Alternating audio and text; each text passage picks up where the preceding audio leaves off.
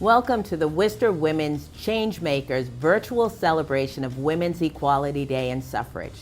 We are here at Brindley Hall, the location of the first National Women's Rights Convention, which took place in October of 1850. I'm Kimberly Salmon, the Assistant Vice President of Community Relations at the Hanover Insurance Group, and I'm joined by my incredible co-host, Worcester's 2020 Women of Consequence awardee and Central Massachusetts Housing Alliance Director of Public Education and Advocacy, Atel Hajiai.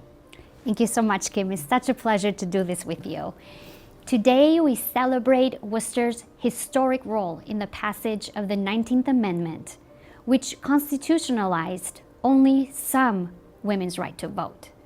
And while the 19th Amendment was meant to give all women the right to vote, it mostly did so for white women, excluding women of color, particularly Black women, who played a key role in the women's suffragette movement.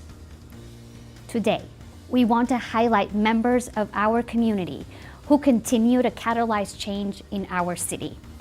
August 26th marks National Women's Equality Day, and this year is tremendously special as we celebrate the 100th anniversary of the ratification of the 19th Amendment. Earlier this year, the Worcester Women's Suffrage Working Group gathered a group of organizational leaders and activists to help highlight the national milestone. Throughout this week, Worcester Women's Suffrage Partners will be hosting a variety of events. To see the full program schedule, visit www.worcesterculture.org/19.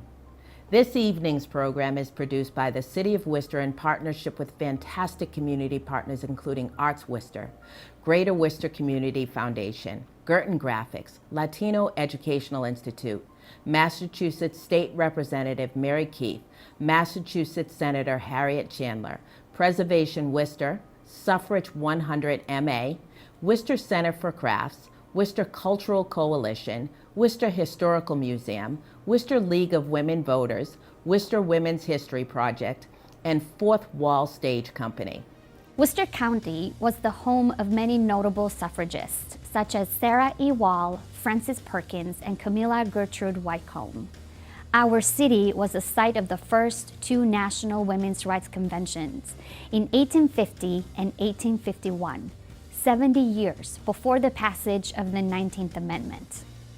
We pause and recognize that women, particularly Black, Latinx, Native American, Asian American, and queer women of color, continue to face racism, sexism, discrimination, disenfranchisement, and systemic inequity in our society and our community. Today, we celebrate the role of historical and contemporary women changemakers in recognition that bold changes are needed to eradicate both systemic and institutional sexism and racism. To begin our program, we welcome State Representative Mary Keith, who represents the 15th Worcester District. Currently serving her fourth term in the House of Representatives, Representative Keith has lived in downtown Worcester nearly 30 years and began her career in politics through local change making as the Executive Director of the Pleasant Street Neighborhood Network Center. Hi, everybody.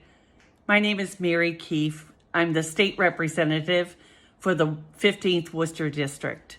I'm so glad to be with you today and for us to be looking at our celebration here in the city of Worcester for the 100th anniversary of the 19th Amendment, the amendment that gave women the right to vote.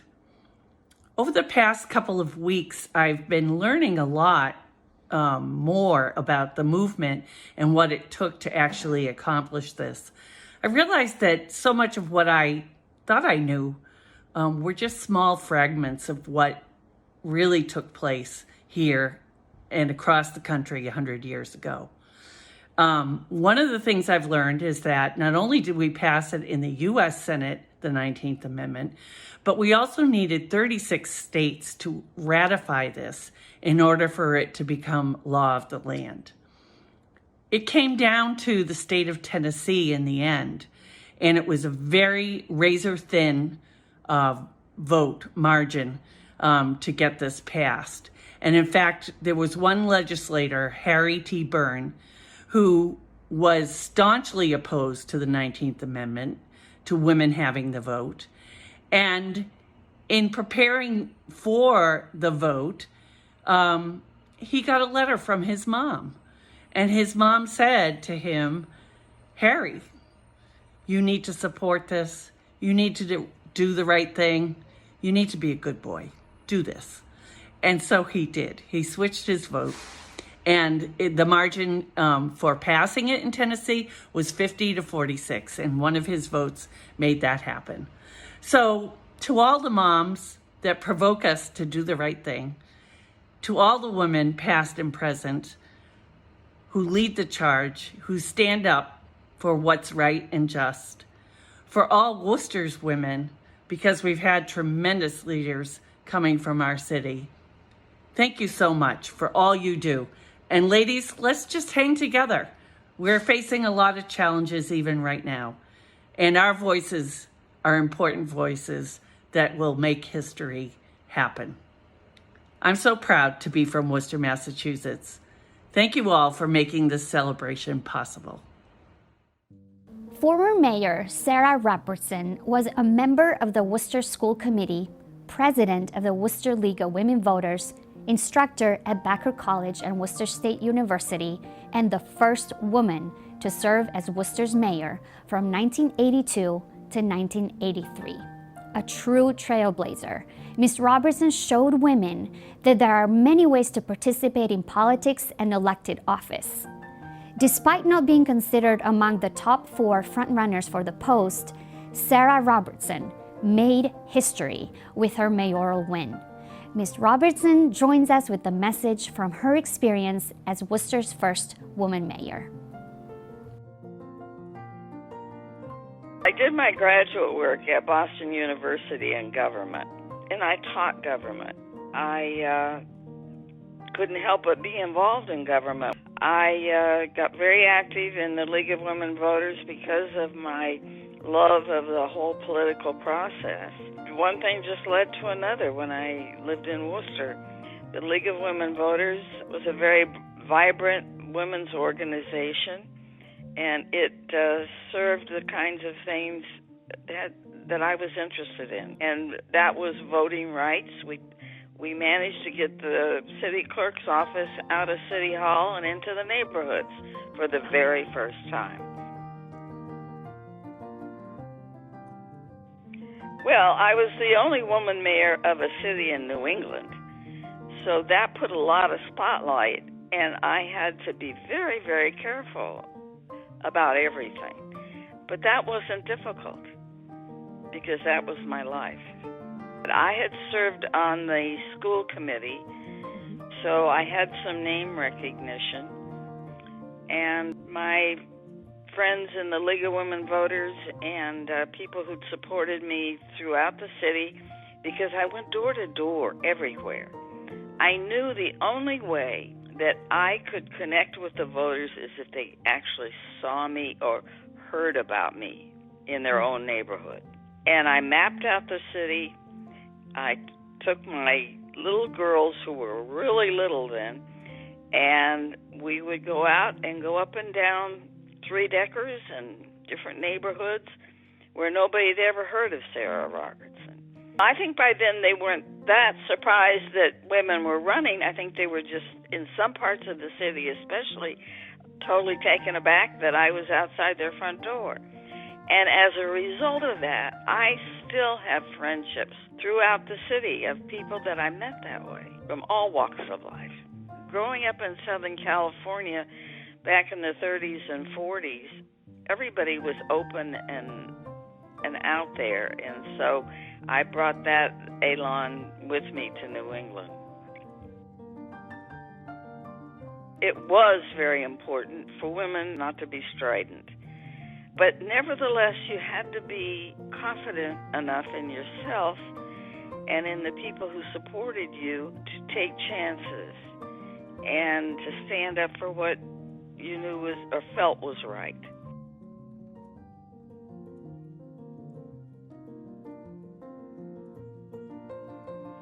Go through the neighborhoods. get to know everybody from every walk of life. I just believed tremendously that people should get out and get involved. From the onset of the Worcester women's suffrage planning, Senator Harriet Chandler has been a strong advocate and partner. Senator Chandler was the first woman from Worcester ever to be elected to the Massachusetts State Senate. She began her political career with her election to the Worcester School Committee, and she is currently Massachusetts Senate President Emerita. Senator Chandler is joined by the Worcester community members, Jerma Kamara, Nanette Manesh, and Alyssa Morales. I'm Harriet Chandler. I'm the senator from the 1st Worcester District. It is my honor and my pleasure to be able to moderate this extraordinary panel that we're having today to celebrate women's suffrage. 100 years ago, women were fighting for the right to vote. Today, I hope that we are still fighting to make sure that our voting makes a difference. We have 3 young women who are leaders already and probably will become even stronger and more well-known leaders in the future because they have already shown such gifts that we hope that they will do that. So we're here with a range of places and people and ideas and ages and to talk about suffrage and what it really means to them. Hi, everyone. My name is Gemma Kamara, and I am a South High graduate. In fact, Worcester Public Schools graduate. I also pursued my degrees from Providence College and New York Medical College in public health. Today, I'm an educator at WPI and Clark, and do work on the U.S. Census local here in Worcester. I also ran for the Worcester School Committee in 2019. So thank you so much for this opportunity. We also have 2 young women two other young women who are graduates of Worcester Public High Schools. Nanette Mensa.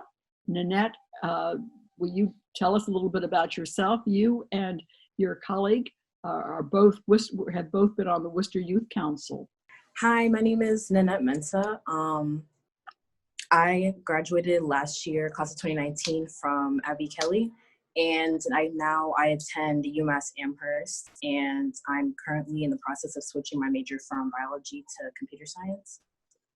So I was in the City Managers Youth Council my senior year of high school, and that's how I got started. My name is Alyssa Morales. I go to Worcester Tech, and I'm a rising junior.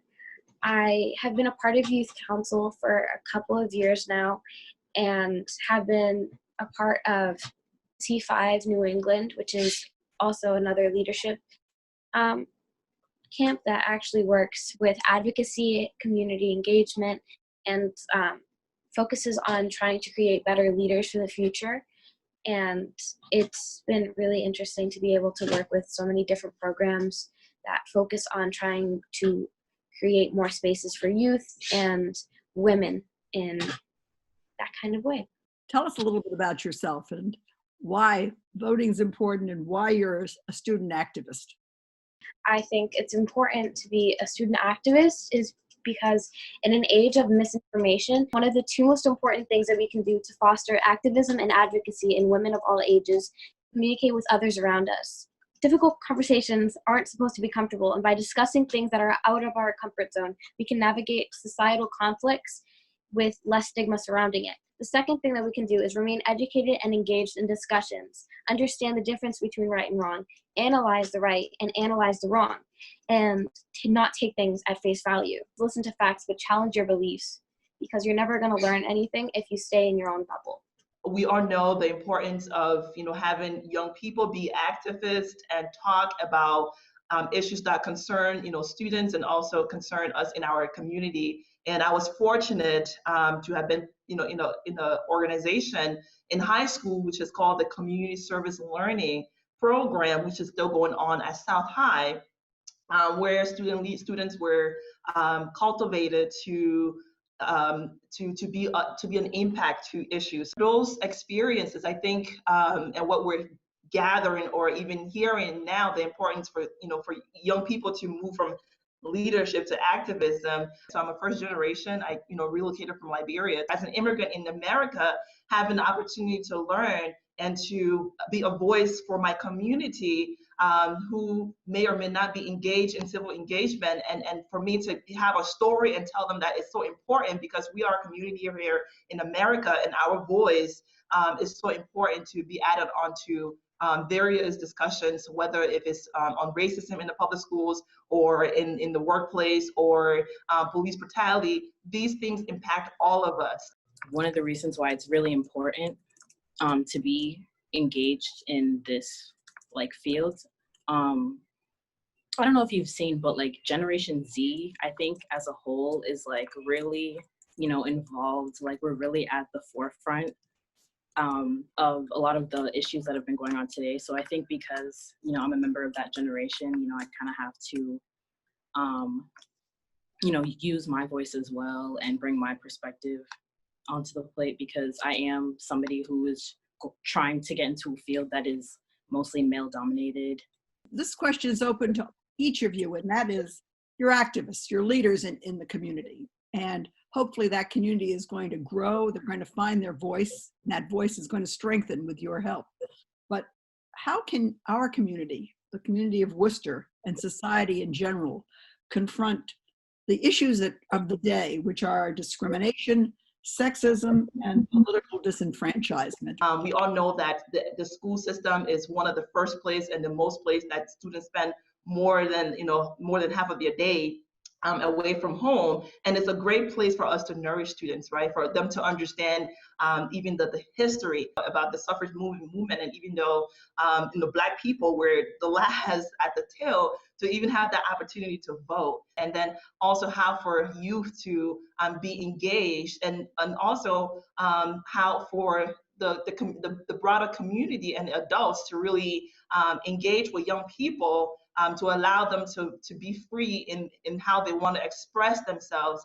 There's been a lot of movement around using social media to counter racism and discrimination, and just to put those things at the national level for folks to know that this is still around. It hasn't left our consciousness, and it has not left our day-to-day lives. And I would like to say my main point is for us to, as adults and leaders, which you're doing the great, giving young people the voice and the platform to be themselves and to be comfortable and to push this agenda forward, is for us to also bring more people, more leaders, more women of color in Worcester to serve as mentors and to our young people, so that we can continue to empower a generation.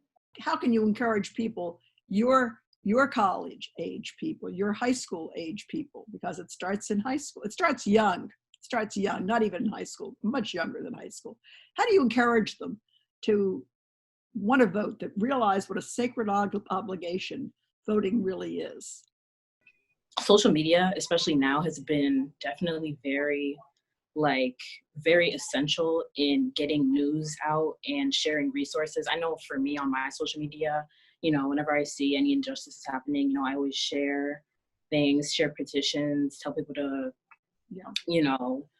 read up on certain sources of information so everybody can be educated. So I think just that, the sharing of resources and, sharing of different sources of media that are easy for everybody to understand, and ways, easier ways that all this information can be accessible. I think that's what's really going to encourage youth today to vote. And how do we get people to vote? That's really, really important. We fight for voting rights. We work so hard, but how do we get them to the polls? That is really important, because if we could get people to the polls who are signed up to vote, we could make a huge change. Alyssa, do you have any thoughts on that? So when my mother said that she didn't want to vote, I just had to remind her that it's not just for her, and if she doesn't want to vote for her, if she could vote for me, and she could vote for other people with similar experiences that have the same kind of struggle, and that she has the same kind of values and moral, and that is really sad to see like such a privilege, not only a privilege, a right just go to waste. Getting people to vote, I know is it's difficult. It's hard, right? But you have to do it. And what I did was that I brought the situation, the issues right to them. When I told my story, I used my own personal story, and I told it in a way where it was, it was their own child. Imagine your own children being impacted with these things. One of the things that I heard was that many people associate the national voting with the local voting, and they say this. I heard, well, I don't want to vote because my vote doesn't count. And I said, no, this is the local voting. This is the time where your vote literally counts. These are specific issues that impact you, your kids, and even you at the city level. I went to where people gathered and I said, please vote. Your vote is essential. It is for your children. It is to get programs that you are telling me about into the public schools, and just to be a little bit more specific. And then also friends, right? There's a lot of resources that I have through friends in Worcester, and I was able to communicate with them and let them know that it's important. And Annette talked about social media. Social media is important. To be able to use that effectively is very important. Let's talk about how women of all ages can be activists and leaders in their community. At my age, I didn't have any women to show to follow as a role model. I was the second woman to run for the House of Representatives. I was the first woman to run for the Senate from Worcester. And I can only tell you that it helps if you have role models. It makes a difference, and you have them now. And this is your time. So I believe that you can be involved, whether it's involved in a campaign or whether it's involved in running for an office or involved in some sort of volunteer committee or commission, which there are many of. There are lots of things to do. It's not a matter of age, and it's any time is the right time to step up.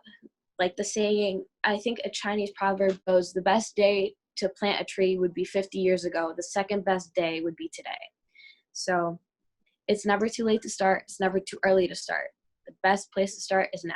So I have a lot of people that I know who are still in high school who I knew from my time in high school. And I always advise them, like, don't be afraid, especially in like fields of STEM, like don't be afraid to get into those fields. I know you're probably going to walk into a classroom in college and you're not going to see anyone who looks like you. Like that happened to me so many times in my whole freshman year. But it's like you want to be able to have that feeling of wanting to succeed for yourself, but you also want to have that feeling to want to succeed for others too, for the community, because it's like we think of activism as like, going out there on such a big scale, but it can start on that small scale too of you just being, friends with somebody and saying, hey, like, I think you should get into this field. I think you'd be really good at it. Just seeing people who look like you. You can't hold your hand out and help the person behind you, help them up. And Yeah. that becomes really important because you can do it. You can show them that they can do it too. So you've got to be kind of a sisterhood, basically. There's still, the stigma of what women can be and should be in our society, and especially coming from an immigrant family. There's definitely certain things that women, they're still in the thoughts that women can or cannot ascribe to be. And it's about dismantling those kind of perception, and encouraging women, young women to really not, think of themselves that way, like you mentioned, and to say, well, I can do this, and I am going to do it, and you watch me. And for me, I think it's in my mind too, because my culture played a huge role in my upbringing. And people telling me, well, who are you to run? And well, I'm somebody to run. You watch me, right? And it's for young people to really be bold in themselves and say that I want to be an image for all women, for all young people who are coming up, to know that there is no career path that is for one gender. It's for everybody. And a woman can be a great politician and an activist. The important issue is your leaders, please get involved and stay involved. We need you so very badly.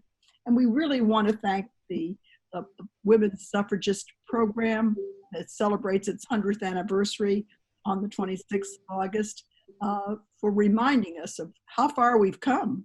But we know, as we've said here today, how far we still have to go. So thank you, Jamal. Thank you, Alyssa. Thank you, Nanette, for joining us. And thank you particularly the Worcester Cultural Commission, who's made this all possible for us. Thank you. And next up, powerhouse youth rapper and activist Serenity Jackson gives voice to our celebration through music. Going into 6th grade, Serenity is a Worcester Public School student and Worcester native. She may not be old enough to vote yet, but her voice is already making a difference and waves in our city. Serenity, take it away. This is my own original rap song with samples from Sojourner Truth and Dr. Maya Angelou. Look at me. Look at my arms. I have plowed and planted and gathered in the barns, and no man could head me. And ain't I a woman? I could work as much and eat as much as a man when I could get it, and bear the lash as well. And ain't I a woman? I have borne 13 children and seen most all sold off to slavery. And when I cried out with my mother's grief, none but Jesus heard me. And ain't I a woman? Then they talk about this thing in the head. What's this they call it? Intellect, that's it, honey, intellect. What's that got to do with women's rights and Negroes' rights? But if my cup will hold but a pint, and yours will hold a quart, wouldn't you be mean not to let me have my little half-measured food? And then that man back in the black says that women can't have as much rights as men because Christ wasn't a woman. Where did your Christ come from? Where did your Christ come from? From God and a woman. Pretty women wonder where my secret lies. I'm not cute or built to suit a fashion model size, but when I try to tell them, yo, they think I tell them lies. I say it's the reach of my arms, the span of my hips, the stride of my step, the curl of my lips. I'm a woman, phenomenal woman, that is me. Phenomenal woman, yes, I am she. They try to paint this picture like I'm less than he, but I'm far from blind, look, I can see. And the strength of every woman I've ever known has been instilled in me. They say I'm a queen, and so does history, and even history is his.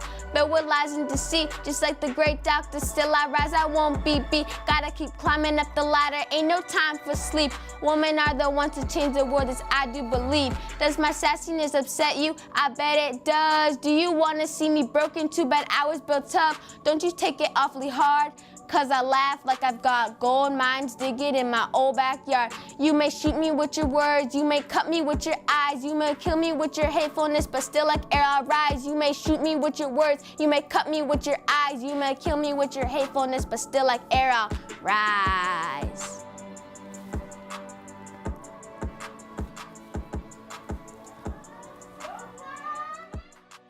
Wow, that was awesome. Wow, that was awesome. Thanks, Serenity. I cannot believe that she is only 11 years old. For the next portion of our program, Worcester State University Women's and American History professor, Dr. Charlotte Holler, will introduce our 19 historical and contemporary suffragist reading pieces presented by notable members of our Worcester community.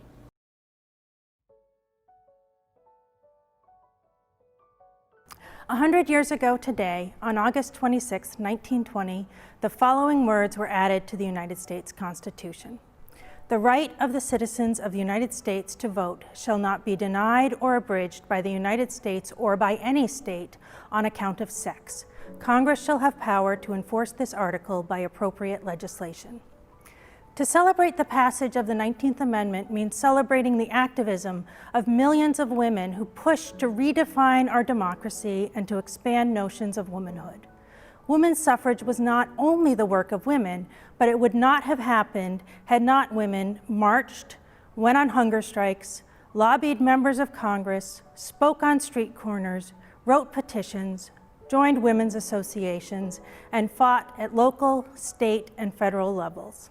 This was a struggle that lasted over generations.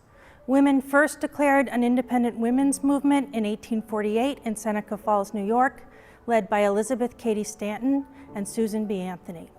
2 years later, activists moved to the national stage with the first National Women's Rights Convention here in Worcester at Brinley Hall in 1850. 40 years later, and almost 30 years before the passage of the 19th Amendment, Elizabeth Cady Stanton, at the age of 78, wrote in her diary, "We are sowing winter wheat, which other hands than ours will reap and enjoy." While women's rights activists achieved their goal of an amendment to the Constitution forbidding voter discrimination by sex, the fight for women's right to vote did not end in 1920.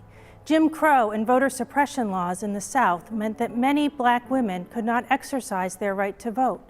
Many Native American women did not have voting rights. In Puerto Rico, women would wait until 1929, or if they could not pass a literacy test, 1935, to have the right to vote. There was also a struggle within the women's rights movement to live up to the values of equality and freedom.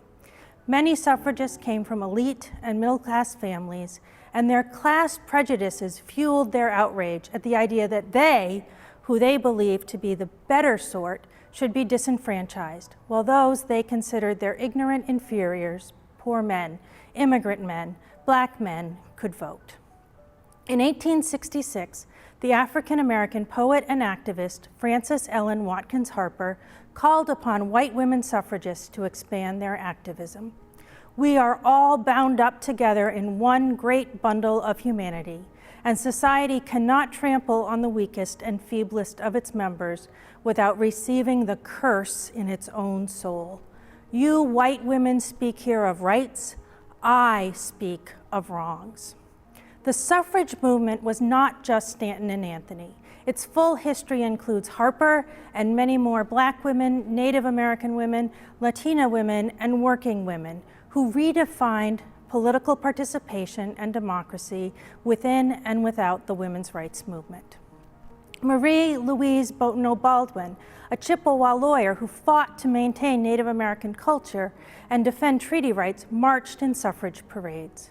Ida B. Wells, a Black woman who led the fight against lynching, refused to be put in the back of the 1913 Washington, D.C. suffrage parade. The Chinese immigrant Mabel Ping-Hua Lee led a suffrage march in New York City on 1912 on horseback when she was 16 years old. In 1914, Marguerite Rosette Bichot, the daughter of Russian Jewish immigrants, walked from Baltimore to Annapolis at the age of 13 as part of a suffrage hike to present a suffrage petition to the Maryland state legislature. More inspiring men and women are highlighted in the following 19 selections, each 1 minute long, that together commemorate the victory of the 19th Amendment and ask us to expand our thinking about what that struggle meant. Ann Sadek of Worcester Historical Museum led a subcommittee of Barbara Guertin, Domenica Perrone, Megan Blomgren Burgess, and Yafa Fain to create a list of readings that would engage with the diversity of history as well as the challenges of the present. The committee wanted especially to provide a local perspective by highlighting Worcester and Massachusetts voices, to represent the diversity of the women's rights movement by integrating the voices of African Americans and Latinas as well as white women, to highlight debate among women by including one anti-suffrage voice, to reflect the coalition building of the movement by highlighting one man, and to reflect the long span of the fight for the vote by incorporating materials from the Revolutionary era to the present. Although the most recent reading today is from 2001, the struggles, both internal and external, to the women's rights movement have not yet ended. In 2013, the Supreme Court overturned the Voting Rights Act of 1965, which had served as a brake on disenfranchisement efforts in states. We are in the middle of debates over voting by mail in the middle of a global pandemic. I suspect that many of you, even as you listen to words written decades or even over a century ago, will find resonance, meaning, and direction.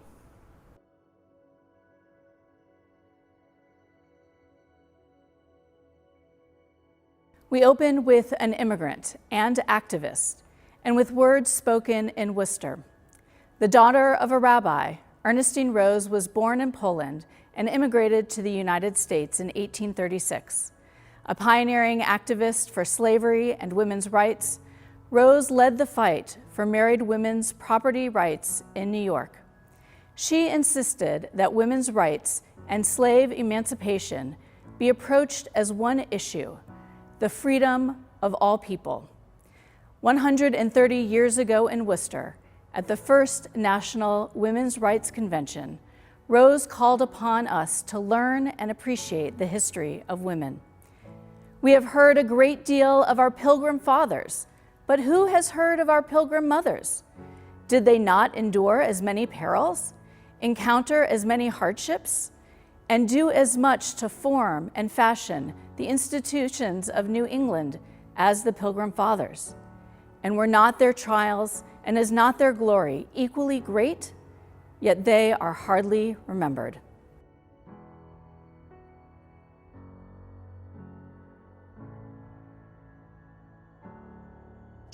A few months before the Declaration of Independence would be signed, Abigail Adams wrote her husband, John, who was serving in the Continental Congress and would later be the second president of the United States. Writing from her home in Braintree, Massachusetts, Abigail urged her husband to protect the economic rights of women, for at the time they had almost none. She wrote, "I long to hear that you have declared an independency. And by the way, in the new code of laws, which I suppose it will be necessary for you to make, I desire you would remember the ladies and be more generous and favorable to them than your ancestors. Do not put such unlimited power into the hands of the husbands. Remember, all men would be tyrants if they could.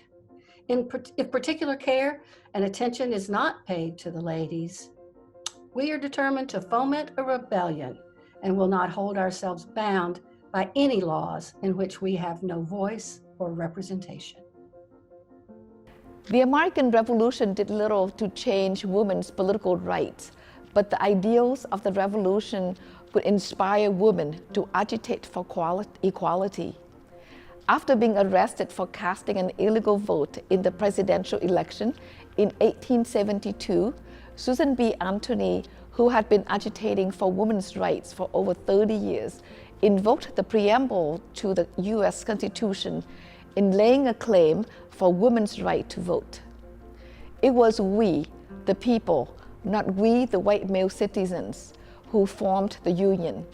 And we formed it not to give the blessings of liberty, but to secure them, not to the half of ourselves and the half of our posterity, but to the whole people, women as well as men.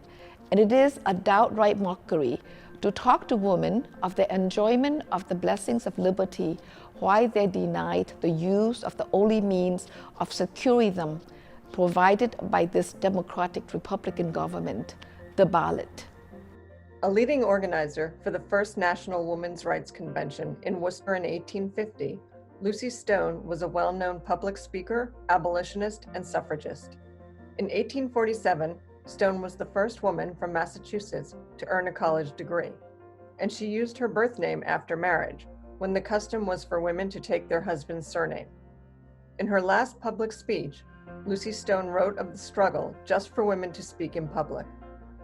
The idea of equal rights was in the air. I think, with never-ending gratitude, that the young women of today do not and can never know at what price their right to free speech and to speak at all in public has been earned. Now all we need to do is to continue to speak the truth fearlessly, and we shall add to our number those who will turn the scale to the side of equal and full justice in all things. Sojourner Truth was born into slavery in upstate New York and was sold 5 times before escaping to freedom with her infant daughter in 1826.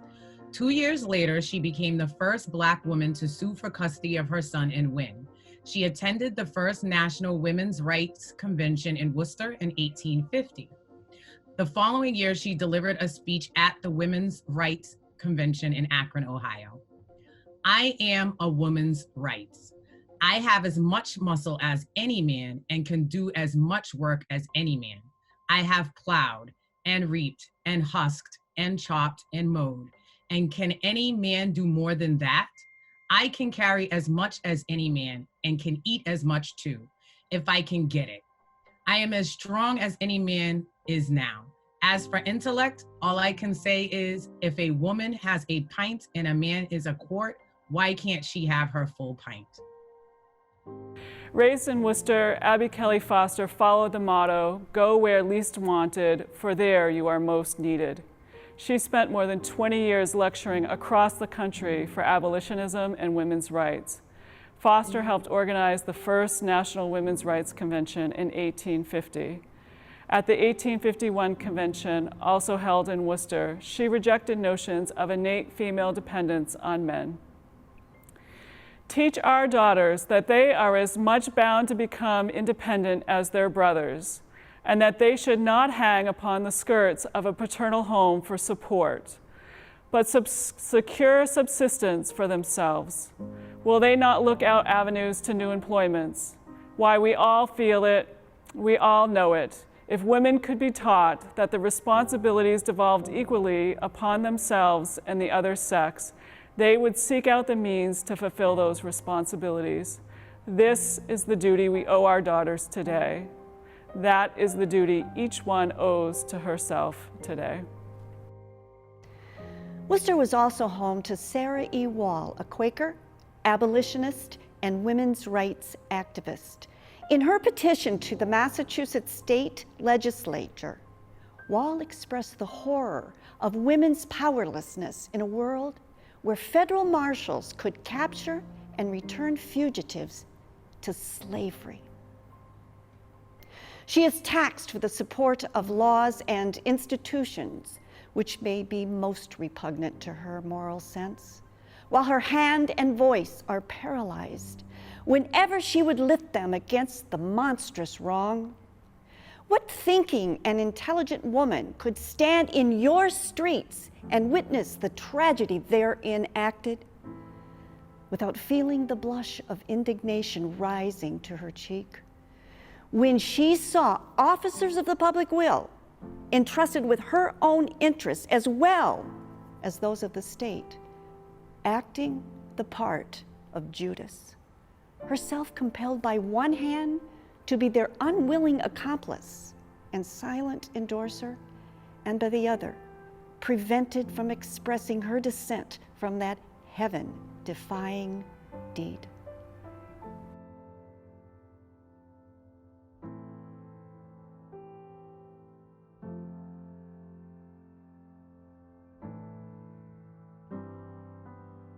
Few men supported the 19th century women's rights movement, but the formerly enslaved orator and activist Frederick Douglass was a powerful exception. In an 1888 speech, Frederick Douglass celebrated the accomplishments of women's rights activists and encouraged women to stand up for their own rights. Woman knows and feels her wrongs as a man cannot know and feel them. She is her own best representative.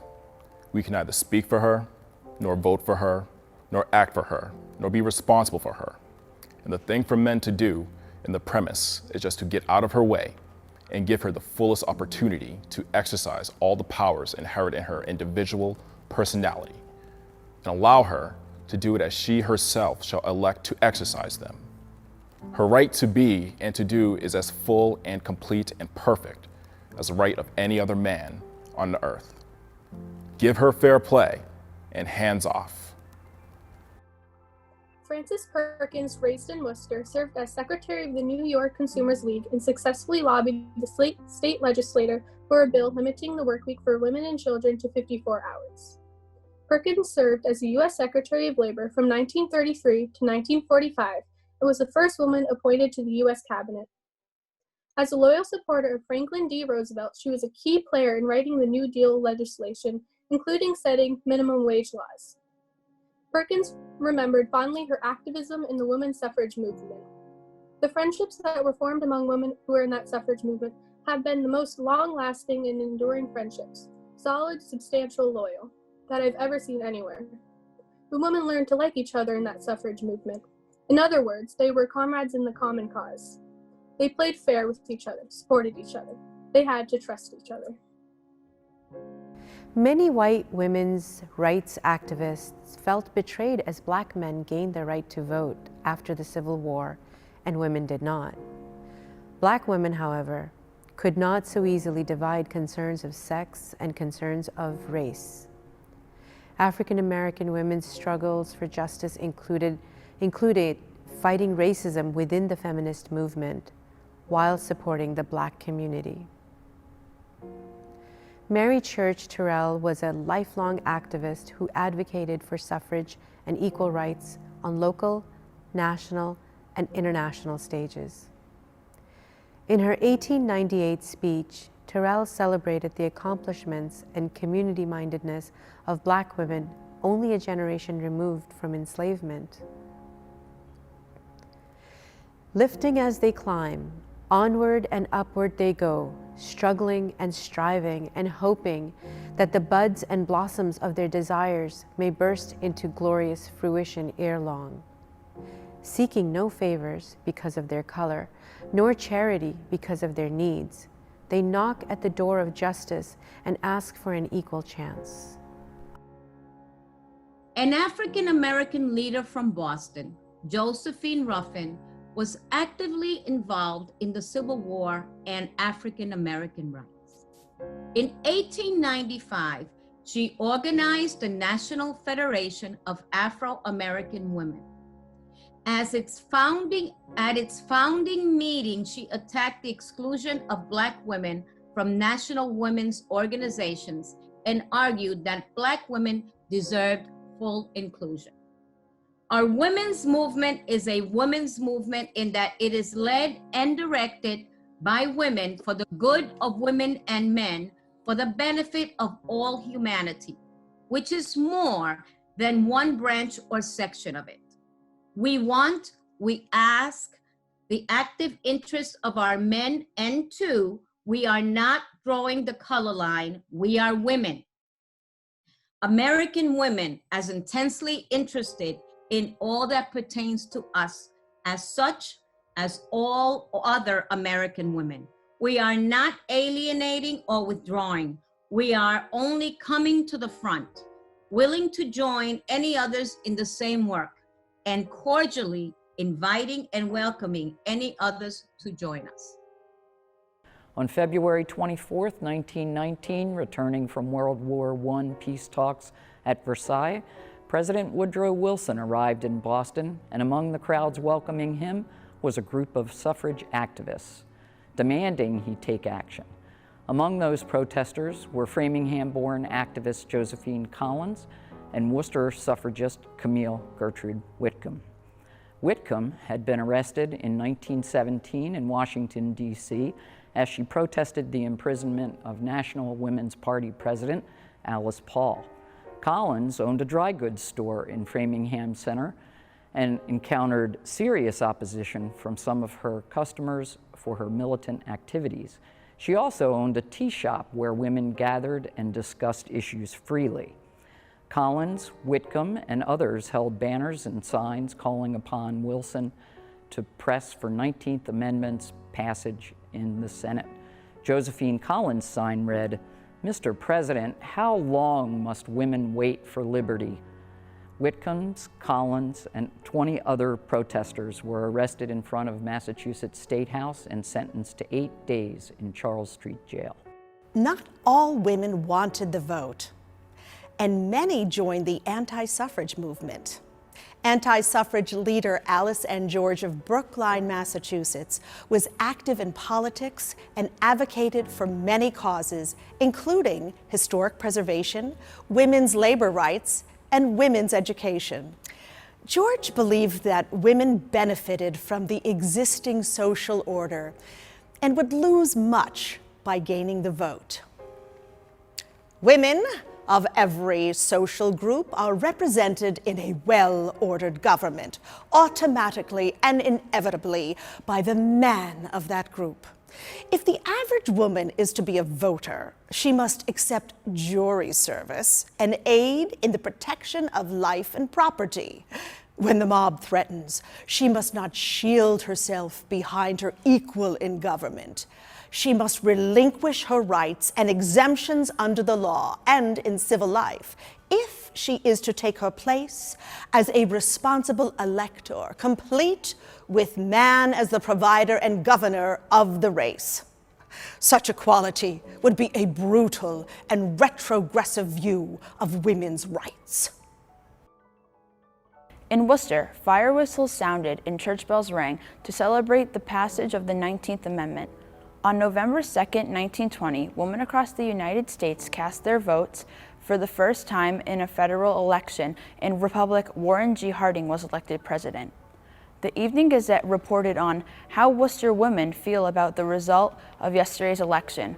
Republican Mrs. Frank B. Hall declared, "The women of Worcester demonstrated in the election yesterday that they would perform their citizenship duties in the faithful manner which they have done every other task allotted to them. They are taking politics seriously." The following day, the Telegram reported, "Women cast mammoth vote.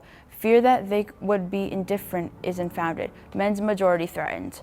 The article detailed that 91% of registered women voted in the election in Worcester and cast almost 41% of the votes in Worcester.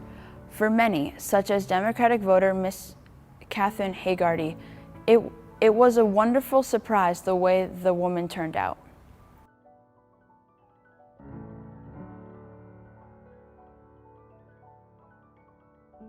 I am Crystal Eastman.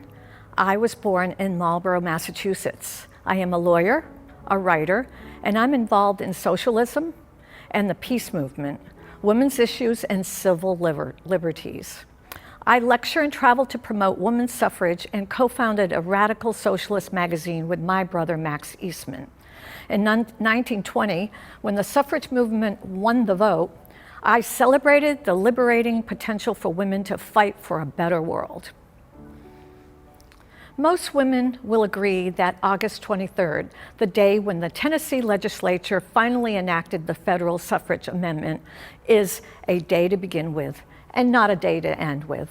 Men are saying, perhaps, thank God, this everlasting woman's fight is over.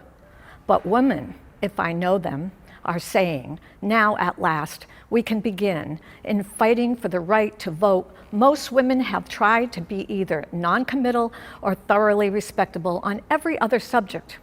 Now that they can say what they are really after, and what they are after in common with all the rest of the struggling world, is freedom. Julia de Burgos was influential to the Nuyorican poetry movement. She was born in Carolina, Puerto Rico, and grew up in the barrio of Santa Cruz. After becoming a teacher in Puerto Rico, she moved to New York City to work as a journalist. She then continued her studies in Cuba before returning back to New York as the art and culture editor for the progressive newspaper Pueblos Hispanos. Throughout her life, she wrote poetry about social justice, her Afro-Latino identity, and feminism. In her poem, Y yo misma fui mi ruta, Julia wrote, "Yo quise ser como los hombres quisieran que yo fuese, un intento de vida, un juego al escondite con mi ser, pero yo estaba hecha de presentes, y mis pies planos sobre la tierra promisora, no resistían caminar hacia atrás, y seguían adelante, adelante, pulando las cenizas para alcanzar el beso de los enteros nuevos." Translation: I wanted to be like men wanted me to be, an attempt at life, a game of hide and seek with my being. But I was made of nows, and my 12 feet level upon the promissory earth would not accept walking backwards, and went forward, forward, mocking the ashes to reach the kiss of new paths. Civil rights leader Fannie Lou Hamer came to the Democratic National Convention in 1964, demanding that she and other black delegates be seated as part of the Mississippi Freedom Democratic Party. Hamer detailed the racist violence she faced when trying to register to vote and lambasted white Southern Democrats who used intimidation, violence, and imprisonment to prevent black voting. All of this on account of we want to register, to become first-class citizens. And if the Mississippi Freedom Democratic Party is not seated now, I question America. Is this America, the land of the free and the home of the brave, where we have to sleep with our telephones off the hooks because our lives be threatened daily, because we want to live as decent human beings in America? When the National Democratic Party offered to allow them to watch but not participate, Hamer and her party refused. We didn't come all this way for no 2 seats when all of us is tired. Sonia Sotomayor was nominated as the 111th U.S. Supreme Court Justice in 2009, becoming the first Hispanic American and the 3rd woman to serve. In a speech in 2001, Sotomayor celebrated her Latina heritage and embraced being a Puerto Riqueña judge. She rejected the notion, advanced by the first woman to serve on the Supreme Court, Sandra Day O'Connor, that a wise old man and a wise old woman will reach the same conclusion in deciding cases. Sotomayor said, "I would hope that a wise Latina woman with the richness of her experiences would more often than not reach a better conclusion than a white male who hasn't lived that life." Let us not forget that wise men like Oliver Wendell Holmes and Justice Cardoso voted on cases which upheld both sex and race discrimination in our society. Until 1972, no Supreme Court case ever upheld the claim of a woman in a gender discrimination case.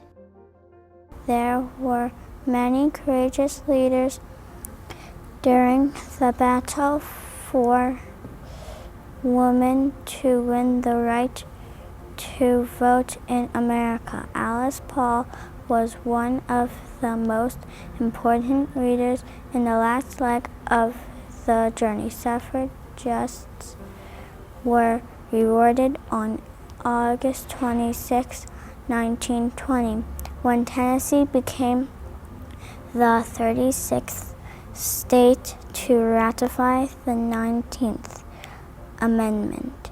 Election Day 1920 was a cause for celebration, but when only 1/3 of eligible women voted and most women of color were barred from the polling place, new challenges became clear on November 2, 1920. Alice Paul proclaimed, "It's incredible to me that any woman should consider the fight for full equality won. It has just begun."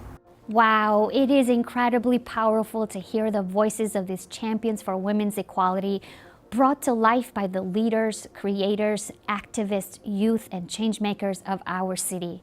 We are so proud. And now for another strong young voice, Worcester's Youth Poet Laureate Amina Mohammed will share one of her mighty poems. Amina grew up in Worcester and is the first Youth Poet Laureate in the state of Massachusetts. My untold stories. I'm from the immigrants of war-torn countries that walk through the occupied terminals of JFK. I'm from the neighborhood under constructions and repairs, to the ear-piercing music and voices that linger through the night. I'm from the heartbroken moments that mommy and daddy won't make it to the performance due to their 16-hour shifts.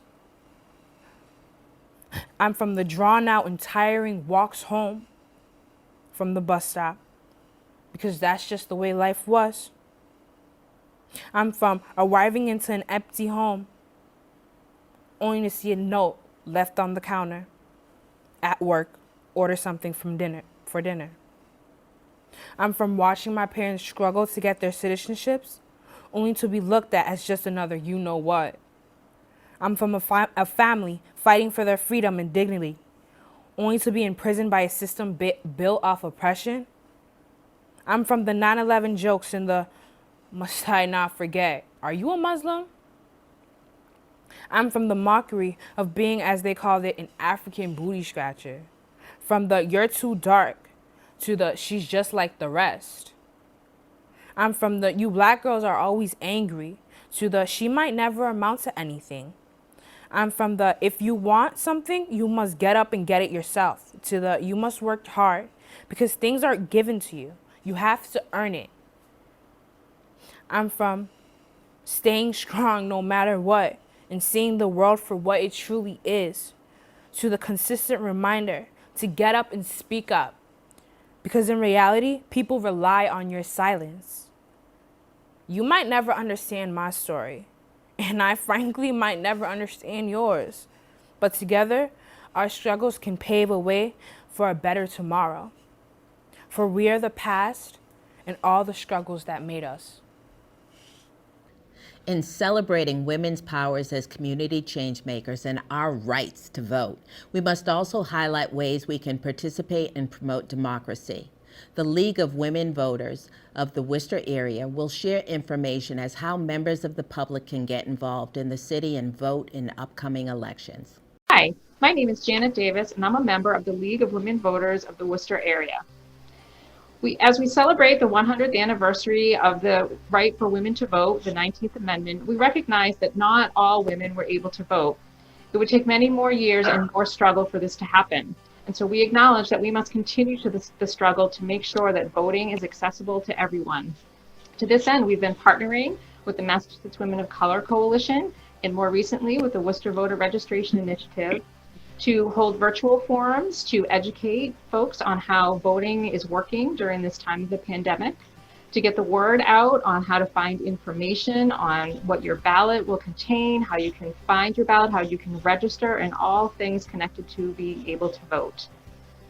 With this message today, we hope to inspire you all to make sure that you exercise your right to vote. Being allowed to vote is a privilege, and the right to participate is made possible due to democracy. A democracy can truly function only when citizens actively shape it. In this moment, the health of our democracy is a great concern, and the security of elections is under scrutiny. The League of Women Voters states, voting is a fundamental right, and all eligible voters should have the equal opportunity to exercise that right. We are dedicated to ensuring that our elections remain free, fair, and accessible.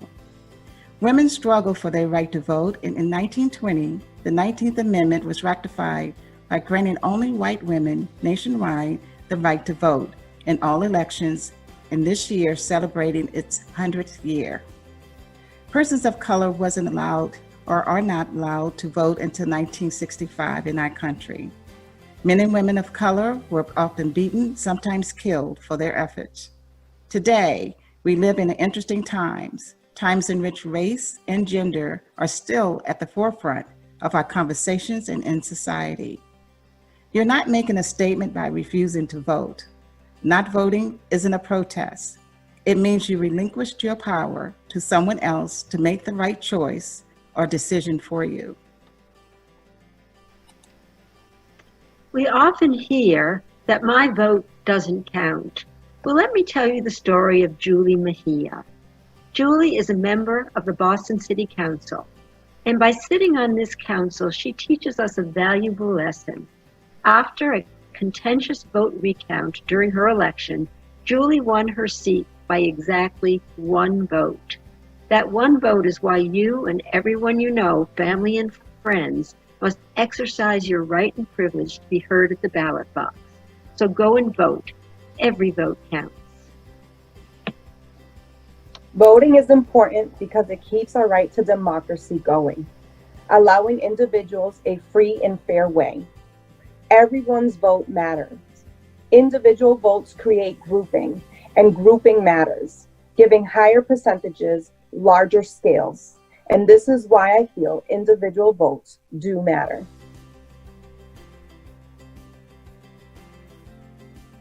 Your vote matters because decisions are being made for you.